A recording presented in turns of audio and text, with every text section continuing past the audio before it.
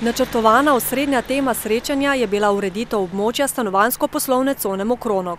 Gre za območje, ki je za strelevan turnom, ki mu lahko rečemo degradirano območje, in pa za območje, kjer se pripravlja občinski podrobni prostorski načrt, to je od gostilne del proti pokopališču, nasproti sepa na površini 5 in še nekaj hektara.